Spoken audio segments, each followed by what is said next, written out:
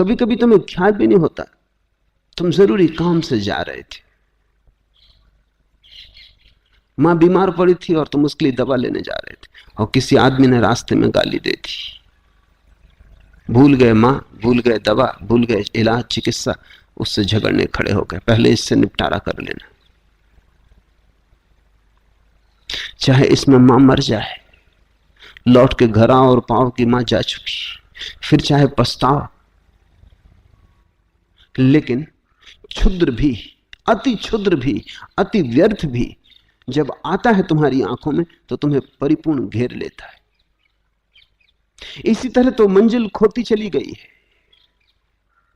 तुम बिल्कुल हवा की तरंगों में भटकते लकड़ी के टुकड़े हो। जहां हवा आ जाती है, जहां पानी की तरंग ले जाती है, वहीं चल पड़ते हो। तुम संयोगिक हो गए हो, एक्सीडेंटल। तुम्हारे जीवन में कोई दिशा नहीं, कोई बढ़ाव, कोई विकास, कोई गंतव्य, कोई मंजिल। कहां तुम जा रहे हो, क्यों तुम जा रहे हो, कुछ भी नहीं। आकस्मिक घटनाएं, दुर्घटनाएं तुम्हारे जीवन की निर्णायक हो गई। कुछ भी उठाता है जिससे तुम्हारी कोई संगति नहीं, तुम वो करने में लग जाती।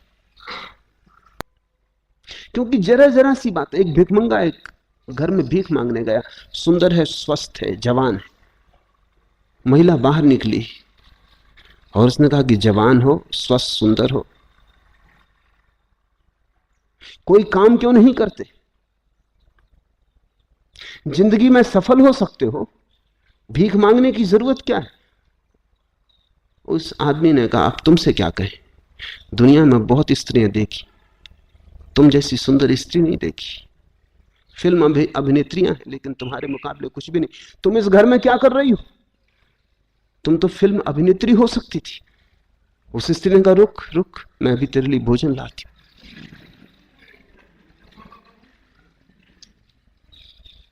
भिखमंगे को भी समझना पड़ता है क्या कहे, किन शब्दों का उपयोग करे, क्योंकि लोग अंधे, लोगों को पता नहीं वो क्या कर रहे हैं, क्यों कर रहे हैं। तुमसे लोग करवा रहे हैं। तुमने सैकड़ों चीजें खरीद ली हैं जो बेचने वालों को बेचनी थी, तुम्हें खरीदनी नहीं थी। पुराने अर्थशास्त्र का नियम था कि जहां जहां मांग होती है वहां वहां पूर्ति होती है। नए अर्थशास्त्र का नियम है, जहां जहां पूर्ति होती है वहां वहां मांग पैदा हो जाती। तुम चीज तो बनाओ, इसकी तुम फिक्र ही मत करो कि इसकी कोई मांग है या नहीं, मांग पैदा कर ली जाएगी। लोग पागल हैं। बनट शाह ने जब पहली दफा अपनी किताबें लिखी तो बिकी नहीं, क्योंकि नाम बिकता है। कोई नाम तो था नहीं, कोई जानता तो था नहीं बनट शाह को।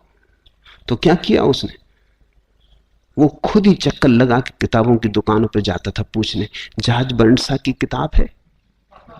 दुकानदार पूछता, कौन जहाज बनट शाह? अरे तुम्हें जहाज बनट शाह का पता नहीं, क्या खाक किताबों का धंधा करते?